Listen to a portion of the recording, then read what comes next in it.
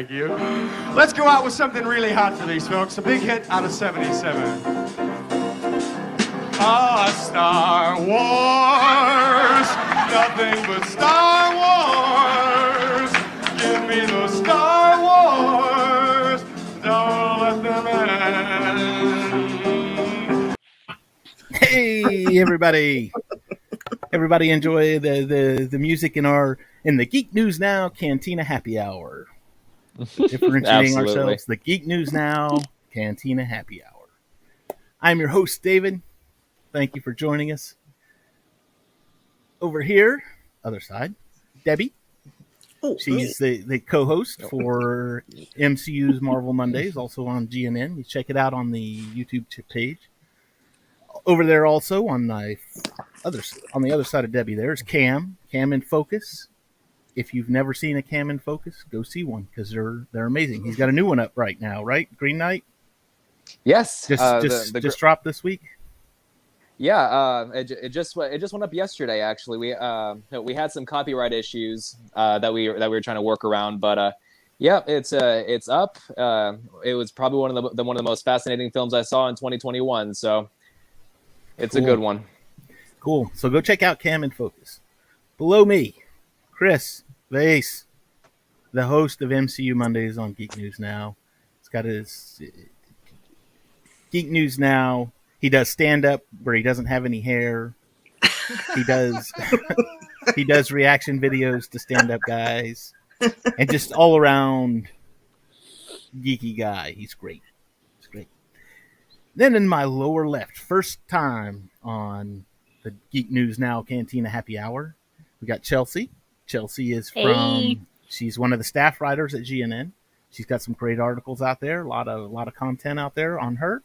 So if you've got the chance, go to geeknewsnow.net, check out some of her articles. A lot of stuff up there, a lot of good content. So, introductions are over with. Book of Boba Fett, Episode 4. We got more flashbacks again. We rolled back into the flashback, and it was a long flashback too. It should be the last one. Can I say? I hope so. He has a lot of flashbacks. Yes. I'm going to be sending you a meme later that I'm making, but it's every time I look at his flashbacks, I just call him Back to the Future.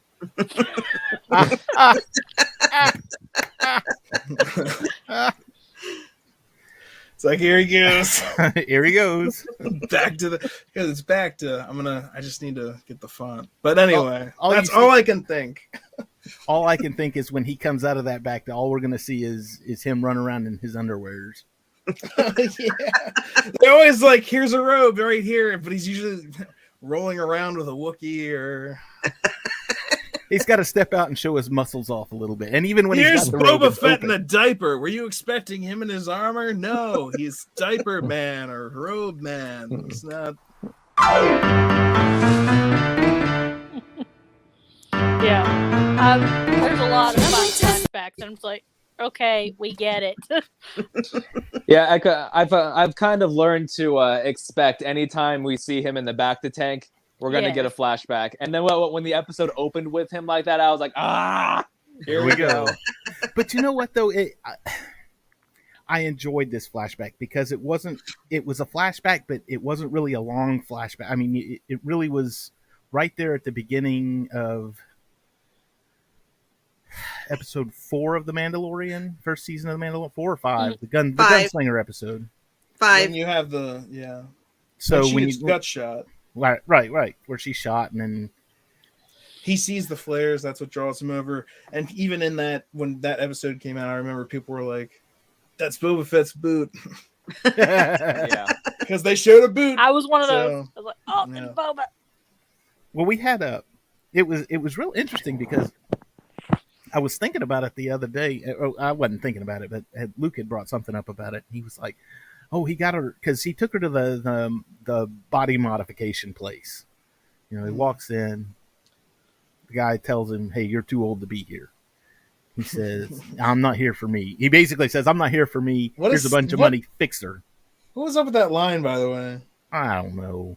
That was a dumb line. That was because everybody that's been in there, or the the young It's kids. it's so. the hi- it's the hipster right. generation. It's only the kids. Only the kids But are allowed. That is such a Age discrimination. that's just such a this earth mentality of things, because they're on a planet that has gone through thousands of years of change in a universe that's gone through thousands of years of change. So it's just like, only the kids get modded. And it's like, no, because we've seen cyborgs before. There's other, Darth Vader was one of those. Like, people have had, that's not actually the only thing that sets them apart is how much faker everything on them looks than everyone else. I don't know what happened, because everything looks so good up until they show the modders, and it's like they're clearly, here's their CGI glasses, is that one guy, Or their fake arms, and then there's the light thing, and then it's so why, I don't know, if you were gonna have that be a thing, I would think you would want to make it look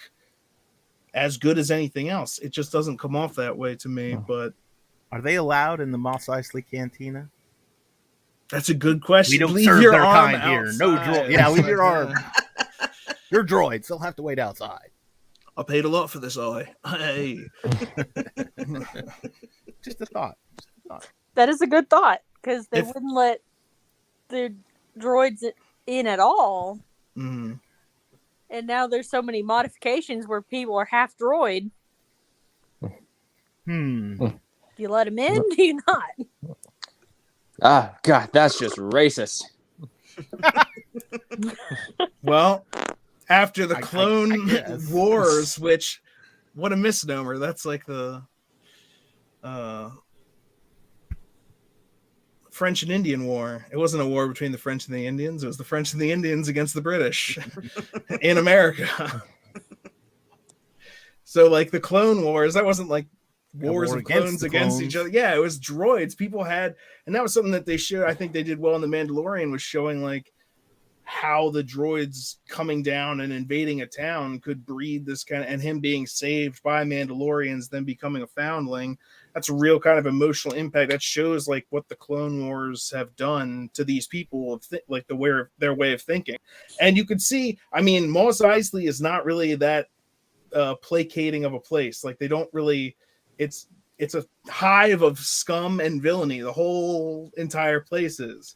So no droids allowed in this cantina. Yeah, whatever. They're also spiking the stormtroopers helmets outside. Yep. So it's like, we are back, baby. The Empire's gone, and Mos Eisley is now most like scummier than ever. Okay, so he gets her fixed, and this was what I was going to say. I brought it up with Luke because Luke had asked. He's like, I don't remember her having metal guts, and I was like, no, I think she did. She does. She shows them. She lifted it up in the second season. She's like, oh, my life's homage to Boba Fett. Well, blah, blah. yeah, he says sometimes people are left for dead. It's like on the sands of Tatooine. Sometimes fate gives way for the wicked or something like that. And then she's like, Boba Fett found me. And then she opens up and she's like, now I've got abs of steel and more. It's like guts of steel. But either way, there's some pistons happening in there. But yeah, she definitely showed that in The Mandalorian in the last season. And now we see how she got that exactly. It was kind of implied that that's what happened, but now we literally see it happen.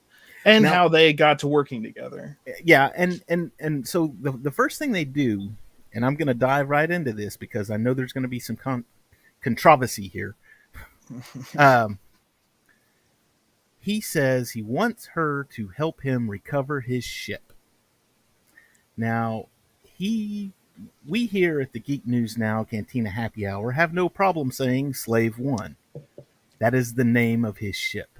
Oh God, here we go. Now, hold on. When they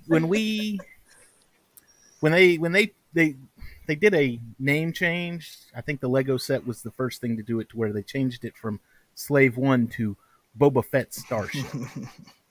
That's stupid. Now, here's the thing.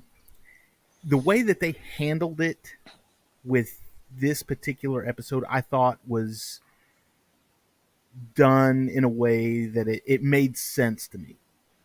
I have been completely anti Boba Fett Starship, but when he didn't say, I need you to help me recover Slave One.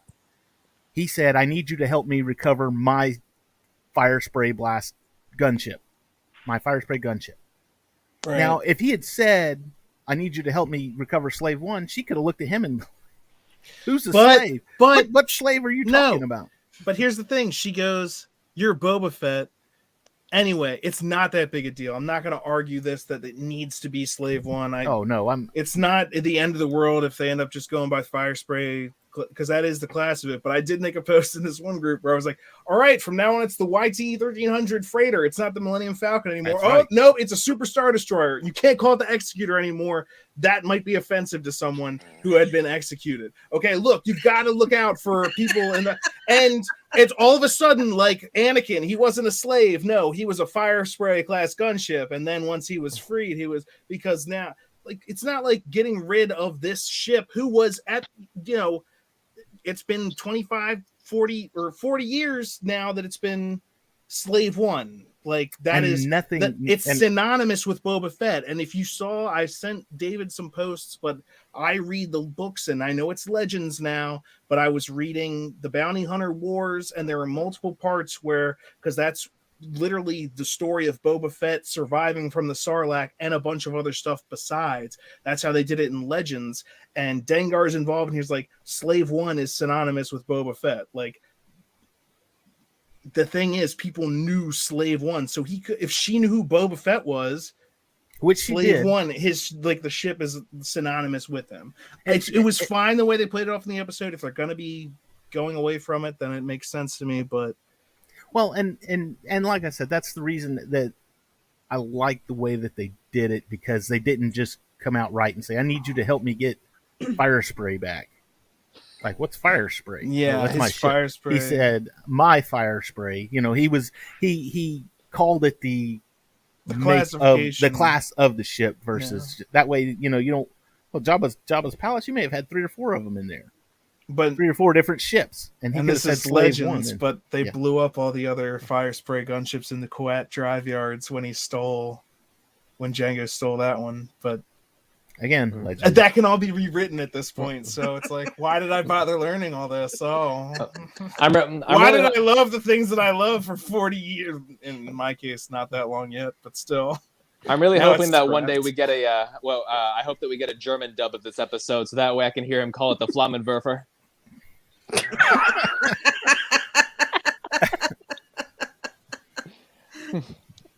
I need you to help me get out my Flammenwerfer right now. What? Is that not an option on Disney right now? Even in subtitles. Flurgenblabber. Okay, I have it on right now. I'm turning it on, seeing if I can do German subtitles. There's Chelsea looking out. I'm looking to see if I can change it. That's funny. So they go to Jabba's palace, and she does the little thing with the little scan droid. What a useful droid that is. But you know what? You know what I was thinking, honestly? Did you ever see the movie Prometheus? That was like exactly what I was thinking. When they went in to go map that ship, and they threw the little droids out, and they were just flying around and sending back images of what's going on. So basically, they had a map of it. Yeah. And I was like, oh, it's a Prometheus Agents ship. of S.H.I.E.L.D. has a similar. They have they call them the dwarves, I think, because they after like Snow White and the 7 dwarves. So he has these little drones that he sends out. But they map everything. They send back information. Yeah, my TV only goes straight from French to Italian. It skips over German completely. No German. Sorry, Cam. But that's my TV. That's a shame. We got to look on YouTube. Is that what happened when you entered it into Google Translate? Is that what it told you? Well, no, I know. Or do you know German? I don't know. I don't know German. Well, I know a little bit of German, but I know that Flammenwerfer is German for flamethrower. Oh, okay. So there you go. So fire spray. Yeah, I can see that. Spray. It could be a potato situation. You say fire spray, I say fire spray. You say potato, I say.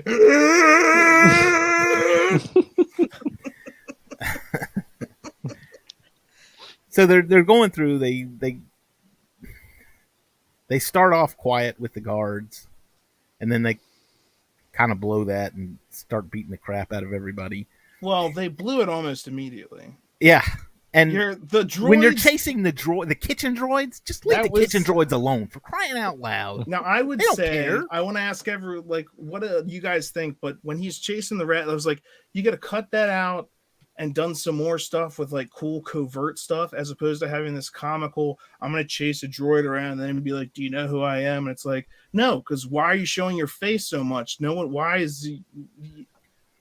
Yeah, if you put and on why the do you ask helmet, the maybe droid? they'd know. Who It's like, cares? but yeah, it's like, this is dumb. And then it's like, so all that for like 5 minutes of comedy. It's like, I'd rather see some Boba Fett awesomeness or some stealth awesomeness. Like you said, let's go in quiet then. And then it becomes like a grab the droid and have some fun. And and don't forget the General Grievous droid too. Yeah, the head chef. Now they end up cutting that one's head off, but then he goes and chases. And so I'm surprised they weren't. It was an caught attack earlier, from the rear.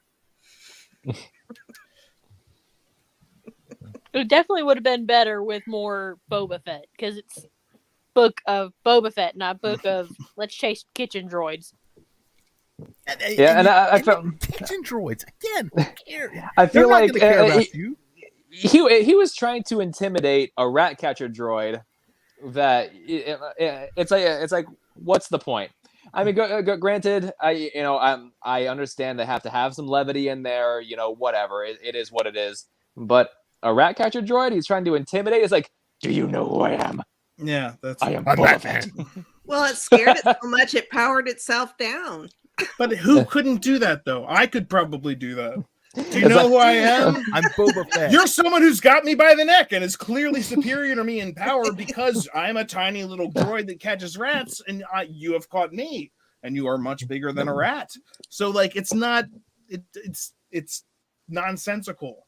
Like he should have just like broken its neck immediately or shut it down himself, or just why are you trying to intimidate this droid, which you just made a comedic amount of noise chasing? You've got to shut it down. We're gonna go in stealth. The first thing they do is cause a ruckus. Yeah, it's an alert the kitchen.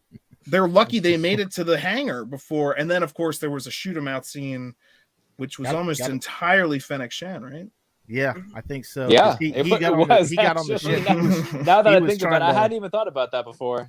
She did everything. Well, he went in there with a gaffy stick, and he had his little long gun thing. But I think that's good for distance fire, and up close and personal kind of firefight like that. I don't think that. Puppy. I don't think that. I don't think that little long rifle he's got would have fared very well in a firefight. Yeah, well, I thought it was kind of nice that she kind of got the spotlight in this episode. Yeah. Because, he hasn't really done a whole lot outside of the chase scene in the first episode, I think it was. Yeah. Meanwhile, he fires off one shot from that rifle, and then he kind of dips around, and he's having to reload it like they did back in the 1700s. He's got his musket. Yeah. He uses that thing as much as a club as he does a rifle. Yeah. And he just immediately what's the use gets of on having board. a futuristic rifle if you have to reload it? She had to reload her. I mean, that was one of the things people were like, is she reloading a blast rifle? And it's like, my problem was her finger was like on the trigger while she was doing it. I was like, you're going to shoot the dang thing. No, maybe the safety was on. What do I know? Maybe that's what she was doing. She was putting the safety on. Yeah. Yeah, she wasn't reloading. They don't. You can't get bogged down on that kind of thing, if you're just like, all right. What I got bogged down on was when those mech guys attacked that Wookiee, and I know that was the other episode, but the one guy, they all had their like individual weapons, and I was like, none of them are any good for anything. And the one guy with the actual pistol, I was like, what happened to lasers? Didn't we used to have blaster pistols or anything? And so the one guy has one, and he takes 2 shots at him, and they like bounce off, and I was like, he's not wearing armor. What kind of laser are you using? It's purple, so I know it's new or different, but it seems useless to me. Get a regular a dental one. laser. It's used for dentistry. What happened? Everyone in this fight, though, with Fennec Shen had actual blaster pistols or blast. It was Jabba's guards. Jabba didn't hire no Power Ranger and rubies. it was like Bib Fortuna since he had taken over. Taken over. And then she blows up the Gonk droid or power droid, as they made sure to put it in. Is that what they're calling it now? Well, if you saw, I don't know, I had the subtitles on, and so it was like power droid speaking foreign language, and I hear Gonk, Gonk, and then that's the one she kind of snipes to blow up at one point. Okay, chasing a small rabbit here. Back a long time ago, before there was internet, before there was YouTube, before there was anything, we had there was just user groups, and people would get on the user groups, and it was just Yahoo was one. It was one of the Yahoo, Prodigy, things like that. But you had all these user groups all over the place. And this is an interesting piece of Star Wars history. This is when the Gonk Wars happened.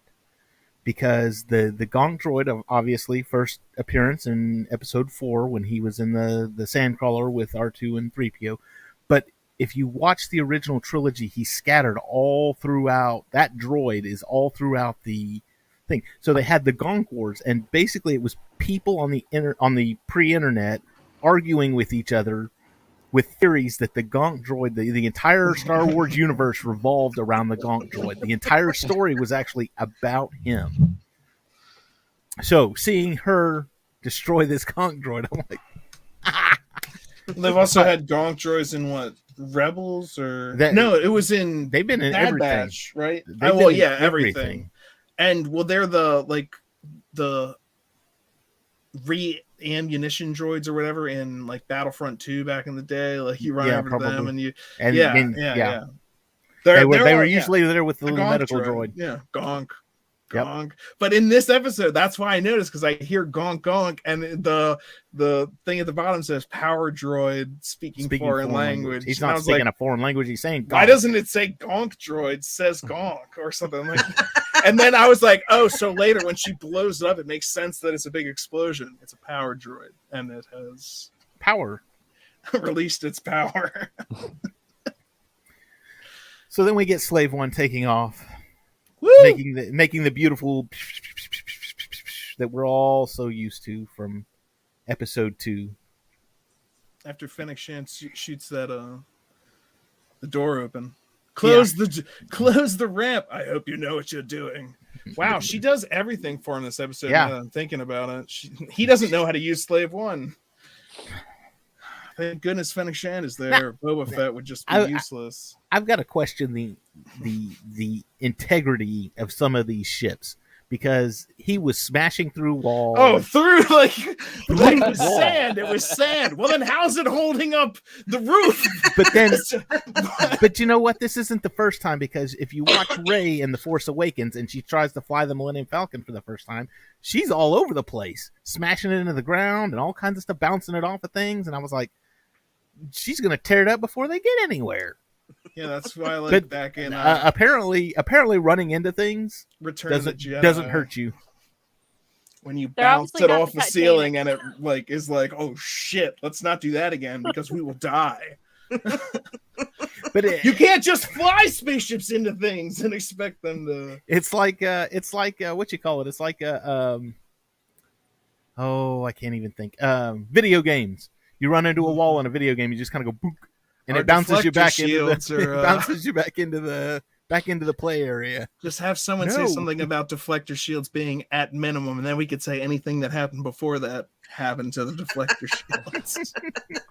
That's why we have deflector shields. It's like plot deflection shields. Why didn't they get hit? Deflectors. Deflector shields. It works. Yep. But anyway, so they got the ship back, right? So they got the ship back. They go to the. So I'm reminded of, and this is a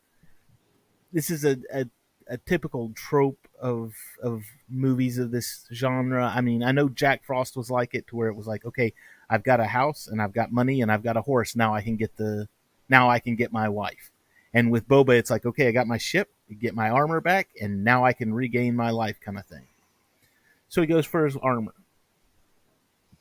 He assumes that his armor is still in the Sarlacc, which he crawled out of the Sarlacc. Didn't he kill the bikers first? Yeah, he killed the bikers. Oh, he killed the bikers first. Right. Which was nice. Yes. You just saw they're cruising along, and it was an old-fashioned turkey shoot too. I think it was. You just see them all running, and then they have a shot from the front of the bikers, and you could see him kind of come in behind them. Just that was such a good shot. I loved that. And then he just starts, and you see it line up. He starts shooting behind them, and then lines it up to where they are. And one person is like, you know, he takes them all out. And he starts at the back and works his way up. Yeah, that way the leader doesn't know what it's doing. And it, just making sure the aim works on the old bird. You know, she's been sitting in Jabba the Hutt's palace for 5 years, right? Because this is about the time when Mandalorian. So, right. How much time did he spend with those Tuskens? I think it's my guess is probably a little over a year. Because I would think more than that if this is. Well, he was in the Sarlacc pit for a couple years, so maybe a couple years. Whoa! What? He was? I think we pegged that at what? I didn't know that. No, I thought we had pegged that at like a couple of weeks. Well, that's what I thought initially, insane. but for 5 years to have spanned from Return of the Jedi, he would have had to been in the pit a couple years, spent a couple years with the Tuskens. A couple days in the pit, a couple years he with the even says Tuskens. I was in the pit for a few years. Ew, when? What? I'm gonna have to go back and rewatch it. When was that? When does he say that? In this episode. Oh, I'm gonna have to go back and rewatch it. Yeah, I need to rewatch it too because I didn't catch that either. I missed that. No idea. Do you remember? That's why you have me middle here. end. I'm wait. glad you're here to keep. When us did in he line, say then. that? What part of the episode was it? I believe after the body modification thing, and they're back in the desert, and he says, "I'm Boba Fett," and she says, "Boba Fett's dead," and somewhere in that conversation, he says something about being in the pit for a few years. Okay, rewind it. I think he was with the Tuskens for a few years. I would have pegged him. Because he would have been dead. How would he have survived? What was he living off of? You don't die in the Sarlacc pit. You just slowly get digested. And the only thing that protected him was the best No. So what did he eat? Debbie, there's not a time warp inside that keeps you alive while you're digested. The digestion takes 1,000 years, but the killing of yourself happens as long as it takes you to die. It's agonizing and slow, but it's not going to take 1,000. You're not going to suddenly now live 1,000 years. He was wearing Beskar armor. That was the. That's why he got out wearing it. You thought you spent years down there in the. Come on. No, I'm gonna have to side with Chris on this. I see a week tops in the pit, and the rest of the time with the Tuskens. And you saw, even climbing into the dead one in this episode, she says like it's dangerous because he's getting burned into acid. And that thing, even when it was dead, it was dead at that point. It's still nasty. And he finds now the question is, he doesn't apparently remember getting out. Now at that point, not. He wasn't fully healed. He just became fully healed in the current. It's like matching up timelines now. When was this taking place? This is before he's, the daimyo or whatever. So maybe he had amnesia of how he escaped, but he definitely busted out at the beginning of this series, and the Jawas took his armor. I guess he just forgot that happened. Well, because he was in there for years. He was dehydrated. No, because okay, then let's think of the timeline. No. Let's think of the timeline of the dehydrated and Mandalorian malnourished. and the sheriff of Moss, wherever that guy lives. You remember that sheriff? When did he get the armor? When did he Okay, have it was the armor? immediately. It Yeah. was immediately after the Death Star was destroyed, and then he ran away from there. And Jawas had the armor then. So if they had the armor then, and that was just after the Death Star was destroyed, then logic stands that it was boom, not years. You're done, Debbie. I'll see you on Monday. Folks, if you don't know, Chris is the host of MCU Mondays, and we get rants like this all the time, and they're great. Usually You've not had your towards rant. me, You're though. done. He usually doesn't do it towards me. Am I right though?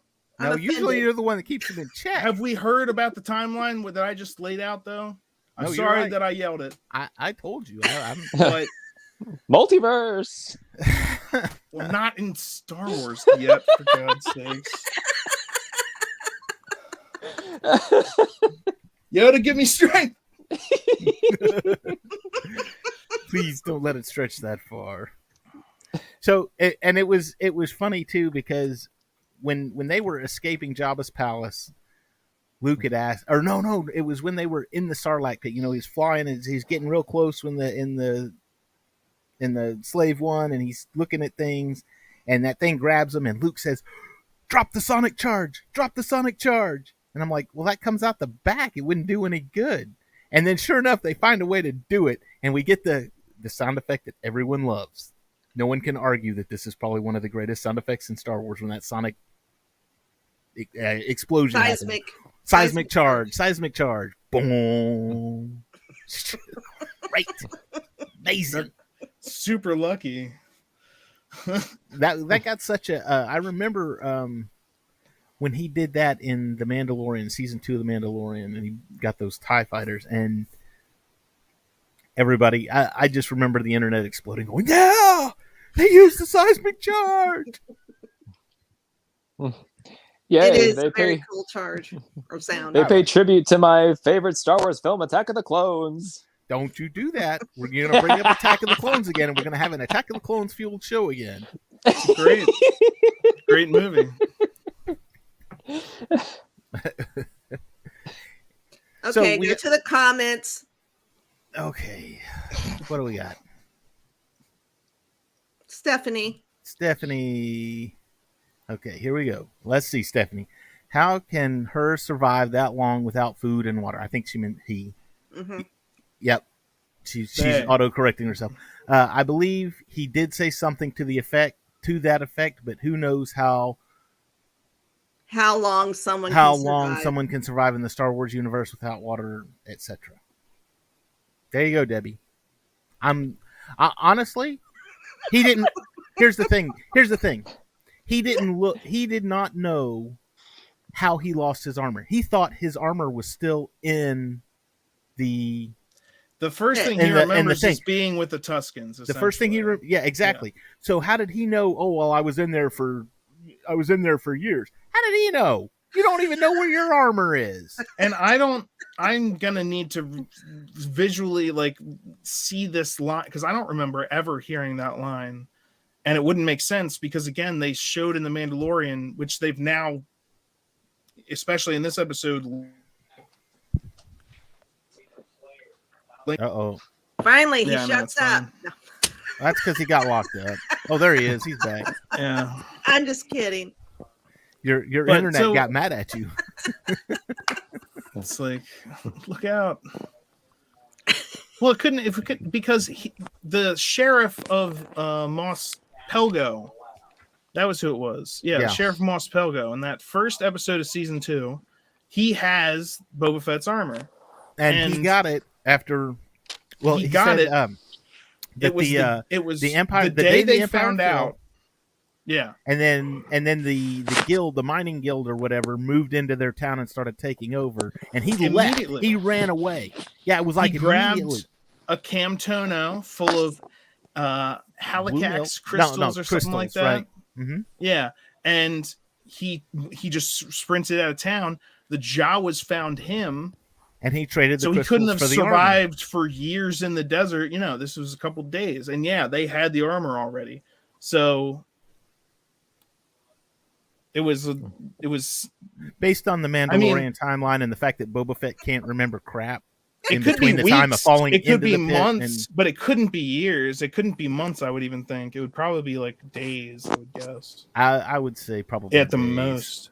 And then he just doesn't remember. Yeah. Or maybe it was so intense that it felt like years.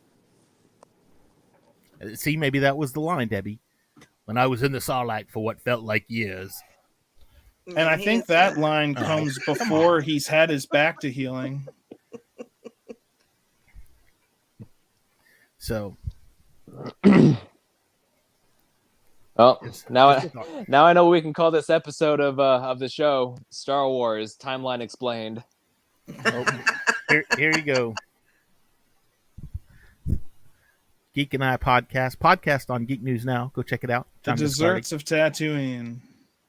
The desserts. One S in desert, John. Everybody with the typos. I was left for dead on the desserts of Tatooine. Well, we had pie and cake. It was delicious. We even had a chocolate fountain. It's funny. Back in school, I was back when we were learning how to spell, I was taught how to know the difference. There's two S's in dessert because you want two of them. There's one S in desert because one is more than enough. Because of the first part of the thing.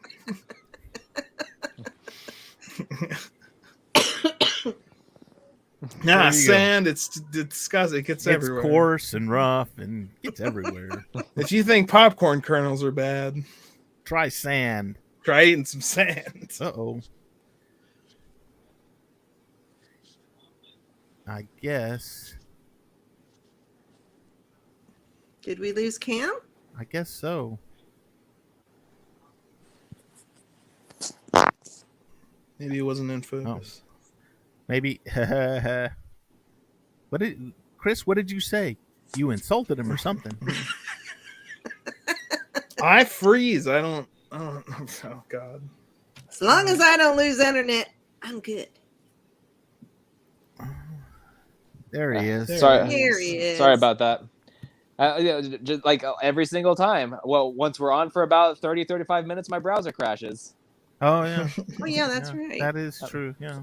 Oh, I went to eat some sand. Outstanding. Sounded so good. How everyone was. Chelsea was having technical issues, too. Something about her sound, so she may be back here in a minute. Okay. We got our ship back. We're still looking for our armor. He goes back to, they go to Sanctuary. Right. Oh, the Cantina. Where we see Kristan. Yes. And is it just me, or whenever they do a close-up of his face, he looks just like Worf? He does. He's got that same the brow with the scowl. He looks just like Worf, and I'm like, is Michael Dorn under there or something? I don't think so. I mean, he kind of like to me. He kind of looks like a cross between a really really fuzzy pug and Barf from Spaceballs. Oh Lord.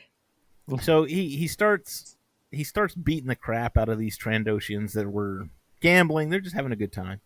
They're just there. And he's beating the crap out of them. Luke asked me, he said, why is he beating the crap out of them? And I said, this is a piece of old school Star Wars lore that they're bringing back. This is part of the legends that they're bringing back. And according to the legends, Trandoshians would capture Wookiees from Kashyyyk. And it was basically a predator scenario. We're going to turn you loose on this other planet and we're going to hunt you. It's the hunt. Yeah, it's a hunt thing for them. And they keep their pelts. Yep.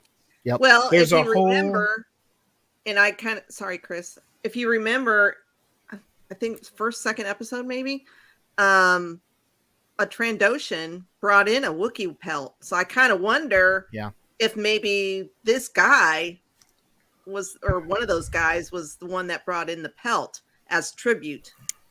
So originally, Boba Fett wore Wookiee pelts on his as part armor, of his yep. armor. Second of all, Bosk, the Trandoshan bounty hunter in the Legends book Tales of the Bounty Hunters, and he involves himself with a Wookiee and a human partner, and they're trying to basically everyone's mission in that. It's the story of the bounty hunters going after Han Solo, essentially, or what those bounty hunters did after they left the bridge. And so obviously only Boba Fett succeeds from that, but there's different stories that they all go to from there. But the Bosk's ship has an entire place for skinning Wookiees. They use some Wookiees that they already had dead in order to lure him into this. The whole thing is they trick him into freeing Wookiees. But in that, they explain that like the Trandoshan religion, essentially, for those that pursue it, is that they're hunters, and they have their god is the scorekeeper, and they present their trophies at the scorekeeper's altar.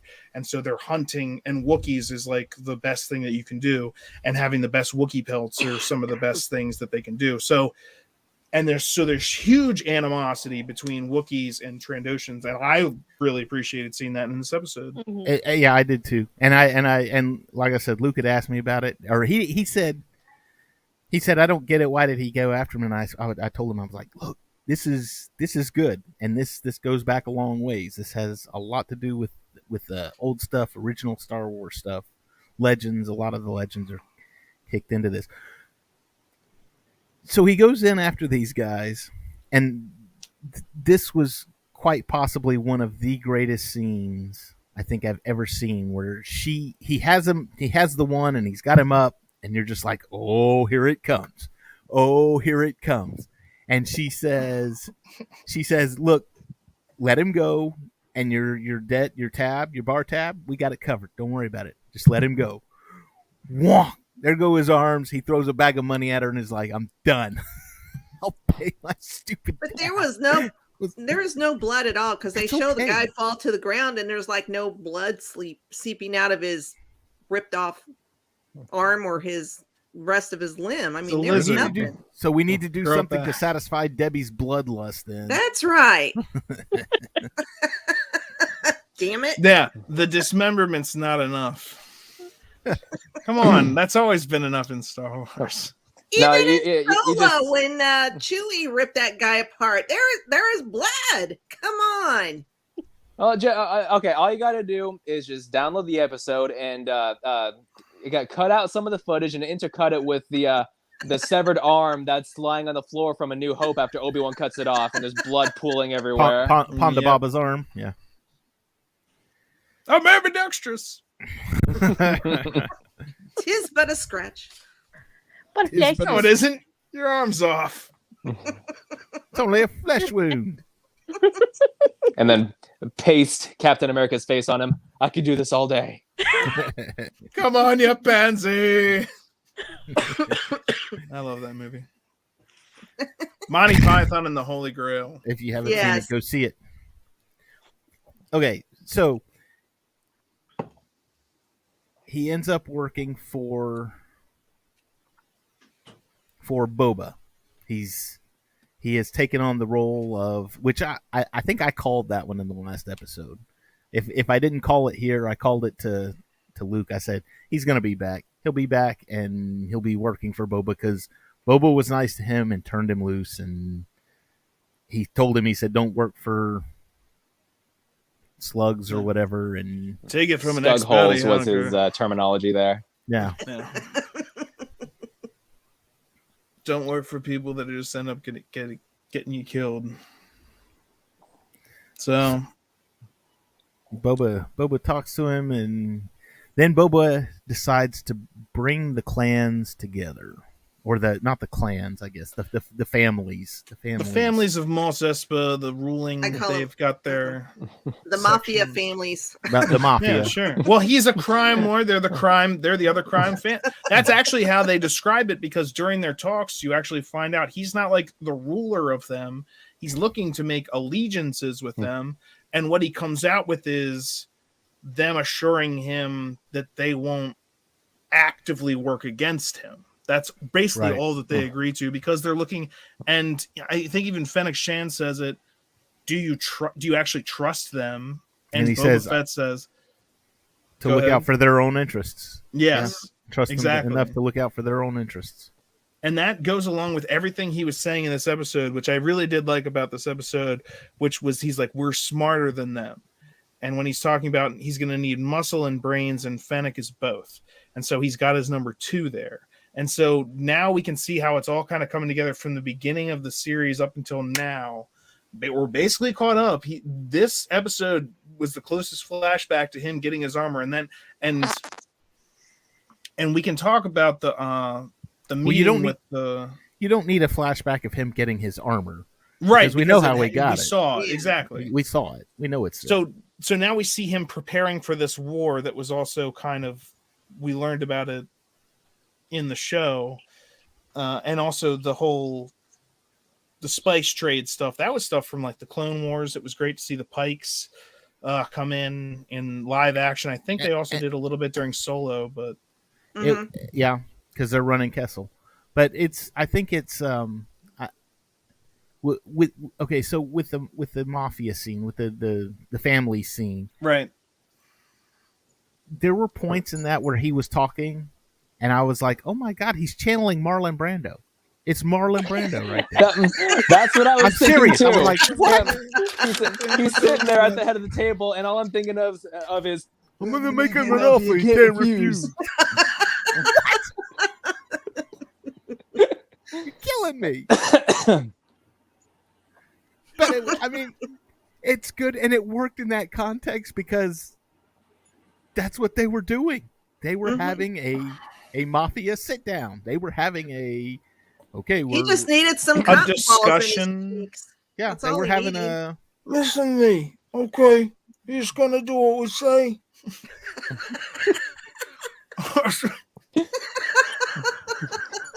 But he says, he even talks to him. He says, I'm not going after your territory. Yeah, I'm not going after your profits. I'm not going after anything. But you need to be aware, like, we're about to go to war. And they're like, why should we? And they say the only person whose territory is threatened right now is yours. Why should we put our soldiers out or put our resources? Bleed for you, essentially. And he says, all that I ask then, if you won't join me, is don't turn against me. And they all say cheers. Yeah, after, of course, the rancor comes. That was a beautiful moment. He's got an eating on top of the rancor cage. I think that might have scared him into it a little bit. That was a dope power move. No Danny a little bit of a intimidation tactic there. He's hungry. What do I have in my basement?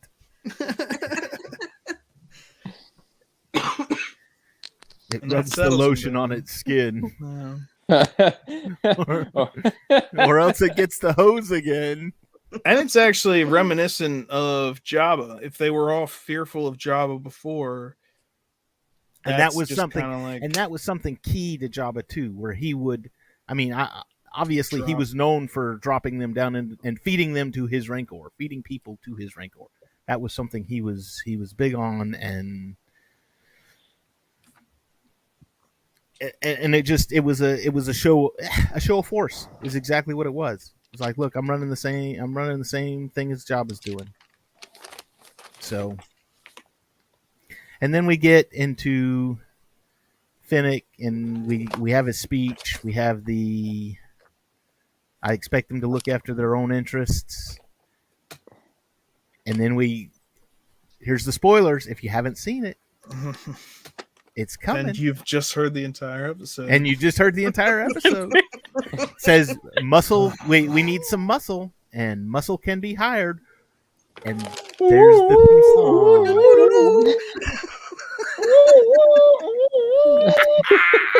I about crap my pants when that played.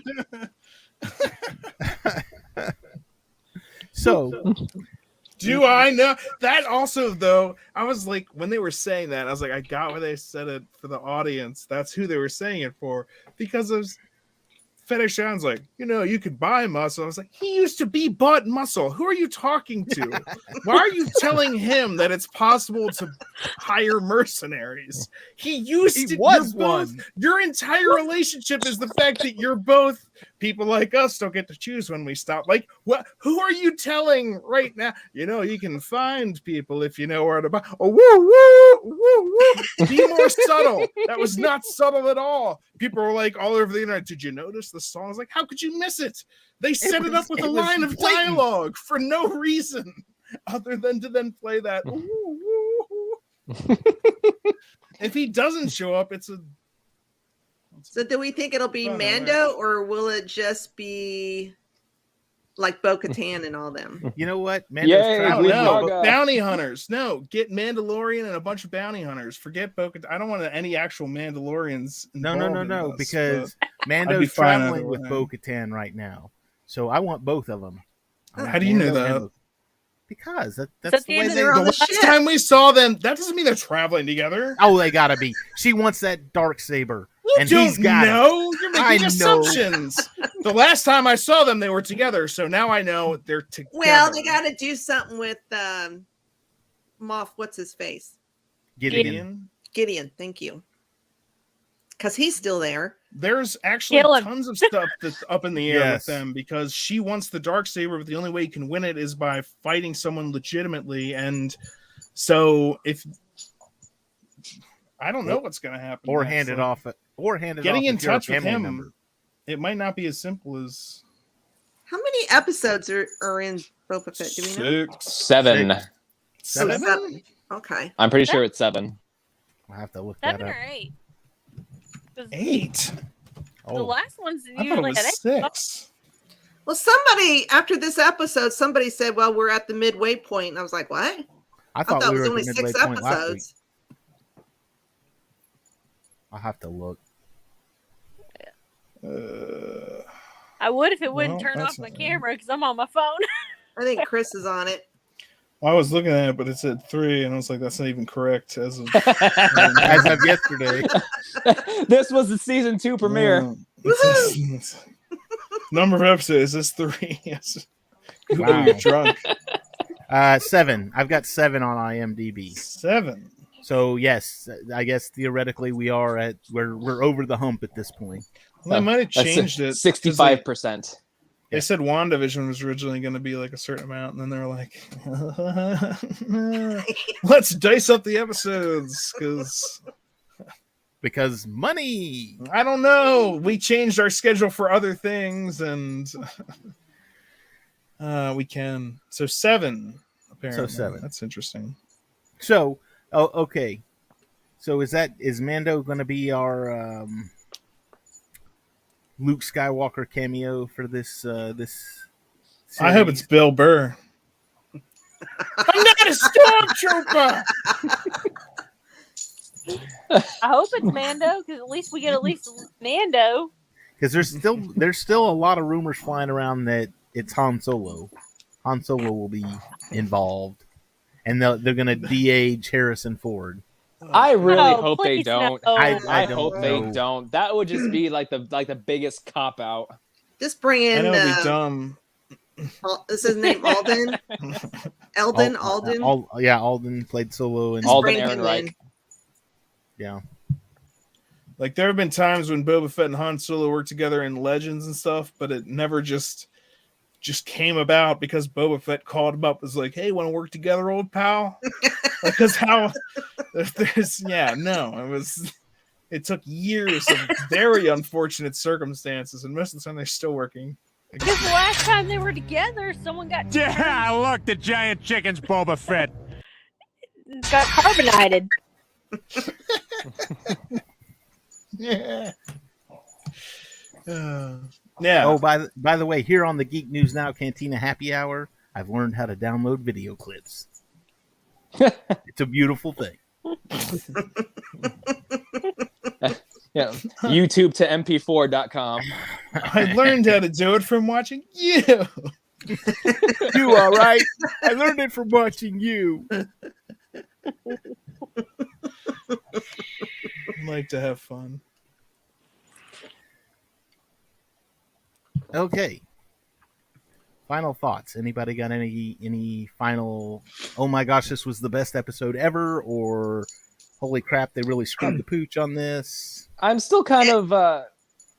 I still think that the show is kind of just okay. It has some great moments that are scattered across a story that's taken a little bit too long to unfold, in my opinion. But I'm A lot of but it, flashbacks. Too many By this flashbacks. point in The Mandalorian, I was already hooked.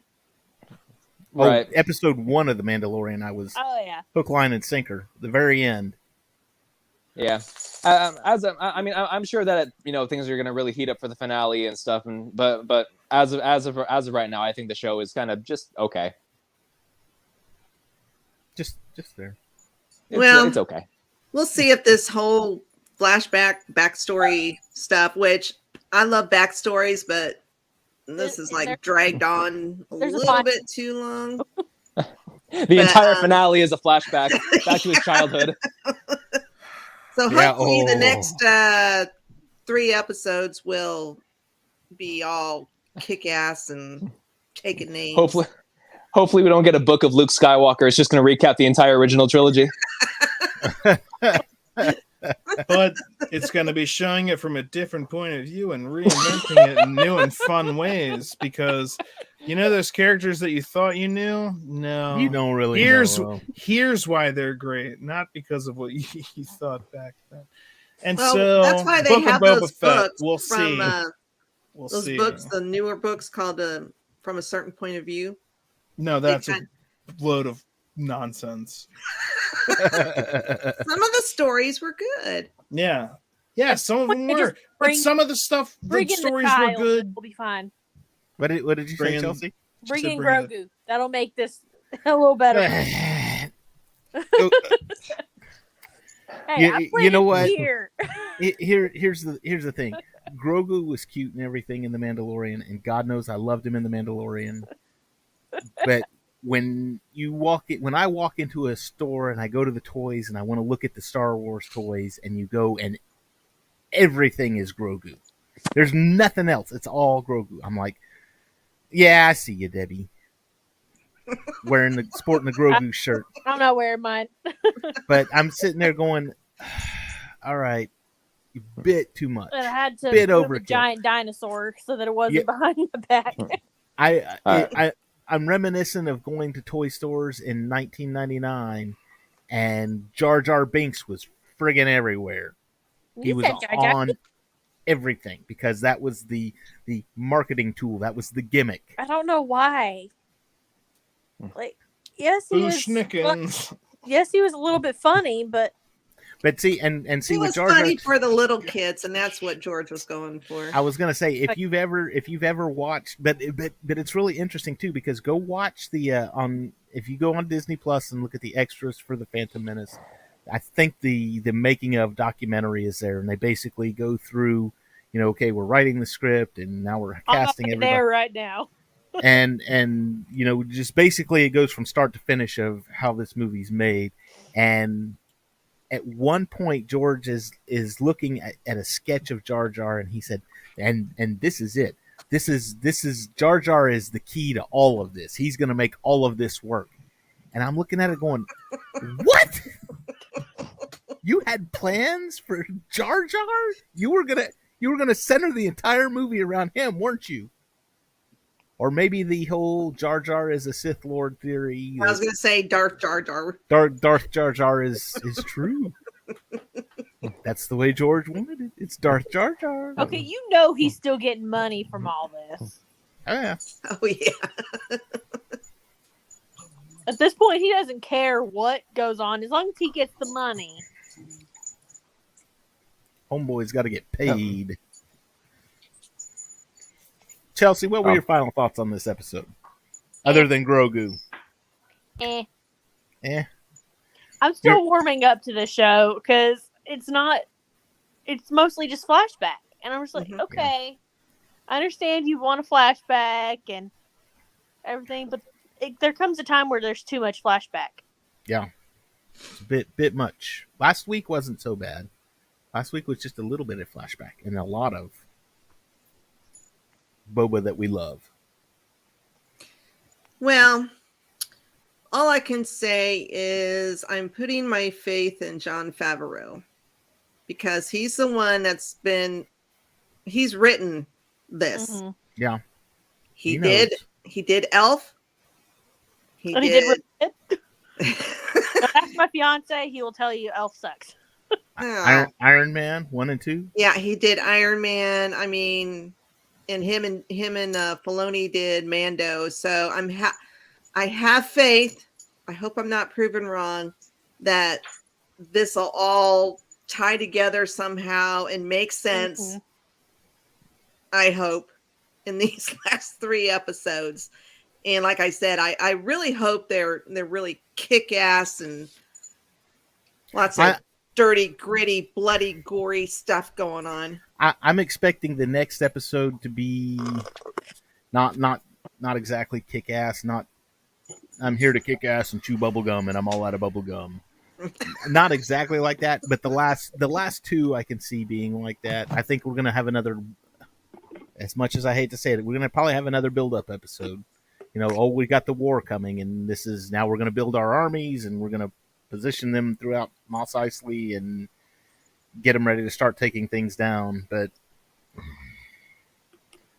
I think your last 2 episodes are gonna be your big ones. Yes, Chris. You're raising your hand. I see you raising your hand back there. How did Fennec Shan know that button deployed a seismic charge? How did she know that ship had seismic charges? How Maybe she's familiar did with she the know? No, that's just the kind of stuff that you can start picking if you want to take the time to be like, why was that beeping? It was beeping, and he didn't give a crap about it. Why was it beeping though? It was like, did the ship know? You should really use the seismic charge right now. You should probably listen to your ship. But why would it? Because only luckily if it tips over, and apparently does and then way he less has the damage. audacity to say, don't ever touch my buttons. And I'm like, she just saved your ass. But why did she know how to do that? And if it was only because it was beeping, why was it beeping? Debbie said a bad language word, or she was about to. I didn't. I just said, For could have been saying Boba. Your language. Language. She pulled the rush hour too. What'd you say? I said, What the hell is? What? Oh, okay. Do you understand the words that are coming out of my mouth? Man, ain't nobody understands the words coming out of your mouth. I meant to bring this up. We lost Cam. Has it been another 30 minutes? Yeah. Actually, it has. It's been about 32 minutes. That's just weird. Odd. So, another question real quick. He said, at some point, I don't want people to know that I'm not dead. Yeah. But yet he's showing his face around. But he's showing it, and he's threatening droids. Well, because no one knows. Well, yeah. That's the thing that doesn't make any sense to me. I really like the angle. I'm sorry. He was having people give him tribute. Yeah. Well, but that was he had his helmet on though, didn't he? Yeah, this was after the fact. This was prior to him. This may have even been before he got the ship. Yeah, it was post flashback. And that's the thing is everyone who knew Boba Fett. The only reason you knew what he looked like is because of the prequels. Everyone who loved Boba Fett and the reason that he got so big in the prequels that they even did anything was because everyone loved Boba Fett from the original trilogy. The only reason that there are Mandalorians that got invented is because of him. Is because of Boba Fett and the original trilogy and Slave One. Boba Fett and Slave One. So everyone that has a problem with all of that, I get that things are changing. I get that they're changing stuff. I just think that's an unnecessary change. Why would you change the name? Back from the dead, assholes! Back from the dead, assholes! What does red and blue make? Purple rain, baby! That's when he has the lightsabers and he's and that would be the greatest thing ever. And we need to see him riding the Rancor. Yes. I guess that's gotta happen, but that'll be episode that'll be this next episode. Because it's a build up, and he's going to use that again as a show of force. Just wondering what's going to happen. Or it may be the next to the last episode. Maybe he's leading his troops into battle and riding the Rancor. Were they going for a season 2? Like, I didn't think originally they were, but it seems like they're. I haven't heard anything, so that's a tough call. Well, it seems like they're making a lot of stuff that's not going to have quick resolutions. Like, I don't. Maybe it will. Maybe it'll be a huge climactic end that'll just. But I feel like at the end of the show, we're going to have plenty of questions. Oh, but like WandaVision or something. I build it up if you're going to just let it drop. So I hope they don't, because that's the peak. Do this. The climax is the peak, and then there's the drop off action. Then you have the end. That's storytelling. But we've got the other way though. That way, and then peak, then. But then we've got the Mandalorian that's coming in. So could this be one of those things to where they say, okay, we're going to bring the Mandalorian in for the last 2 or 3 episodes, and everything that we don't resolve with the Book of Boba Fett we'll resolve with the Mandalorian because he's involved with the Book of Mandalorian season 3. And will getting him be as easy as just going to get him? Like we said, there's a lot of things up in the air. Where is he right now? There was a lot of tension at the end, like about who's about to leave Mandalore, all this different stuff. If he's about to be involved, this could be an answer to some questions. Could be. And it might not be as simple as just going to pick him up. So if this is 7 episodes, and if we just finish episode, there's 3 more, a good episode could be spent just finding him. Just hunting the Mandalorian, yeah. Or other bounty hunters like Bosk, Dengar. Well, for most bounty hunters, I mean, you just say, I'll pay you money, you show up. Yeah. Come fight for me, I'll pay you. Now, that's has what he did contacts, with that's probably what he did with what's his name, with the Wookiee. I'm not going to try and say his name. I'm going to get it all kinds of wrong. Kirstan. Okay. I don't think Black Kristen. Well, the Jennifer Beals called him Santos, which I don't know how she got Santos. I think it was Kersantos or something like that. Kersananus. I don't know. It's Crostanton. I know it's mentioned. I know it's mentioned once or twice. I can say it in my head. It just doesn't make the connection out my mouth. It's gonna have to go back and rewatch it, I guess. Especially to see if he says, "Oh, I was in there for years." Put the wrong emphasis on the wrong syllable. I'm convinced that line. Okay, if Stella doesn't like this movie, I can't marry her. No, you can't. You want to watch it again? Yes, I do. You want to watch it again? Yes, I do. Yes, I do.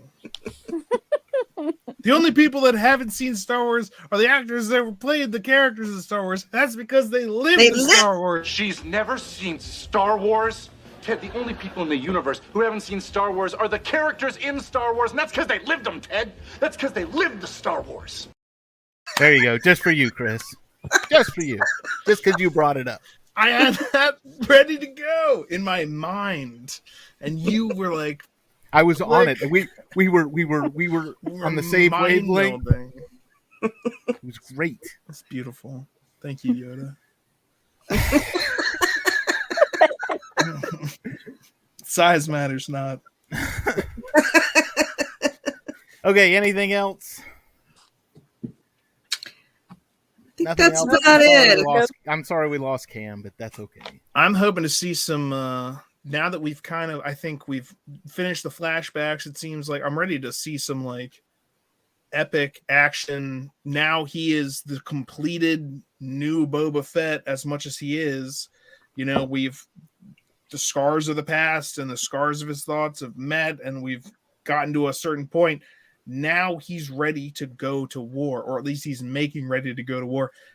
I think we're all ready to see him go to war. I'm ready to see Slave One, the fire spray gunship, Slave One, do a bunch of dirty work, because, dude, seeing it in The Mandalorian, they did such good work with it. They were dropping the bomb. They killed those TIE fighters. But even better was seeing them use the ion cannon to take out that Y-wing, or not Y-wing, but It the was the shuttle. The shuttle, the Imperial Yeah. shuttle. And then when it was fleeing, he's like, "Don't worry, princess, I'll make those shots look close enough." And so when he's like faking the shots, but then when he's leaving and the TIE fighters from that, and they're pursuing him, he takes the barrels of his guns. Now in this episode, they were ineffective at shooting the Sarlacc, but that was just ridiculous to be that close. And anyway, but when he turns when he turns those behind him to shoot at the TIE fighters pursuing him, I was like, that's just beautiful. And like, what other ship do you see that has that? Oh, Like, and he did turn them down to shoot at the guys in the yeah. Well, I'm saying the like bikers. the adjustable yeah. Those blasters though are just awesome. The fact that you can be like, using them either way, and the missile. I mean, it's such a well equipped. It's my favorite ship. That's my favorite character. My two favorite characters, Boba Fett and Obi-Wan Kenobi. Oh, we've got the Kenobi series coming up. I know. I've been terrified about all of these things. Anxiety. Oh, to see Ewan McGregor back in. I know. Oh, but Hayden Christensen. I don't mind. Chris is swooning. Okay, well, if there is nothing else, we'll end it. Other than Chris laughing at me. Head over to geeknewsnow.net. Check out all the amazing articles and content that we have over there. Check out on Mondays, Debbie, Chris, MCU Mondays here on this exact same YouTube channel. I am a frequent guest on that show, so I will be there. Three on Mondays. Amigos. Yep, that's right. So check out MCU Mondays. Check out Chelsea's articles on geeknewsnow.net. Check out Cam and Focus. And we're going to end with something a little special just for you, Chris. Prepare to receive cargo. Kenner's Slave One comes with frozen Han Solo. Is Han Solo completely frozen stormtrooper? Yes, Boba Fett. Action figures each sold separately. Place them in the prisoner retention unit. Slave One has a rear loading ramp. Prepare for takeoff. Check. Movable cannons and gravity-operated wings that trigger lock. On to Jabba. Slave One with frozen Han Solo from Kenner.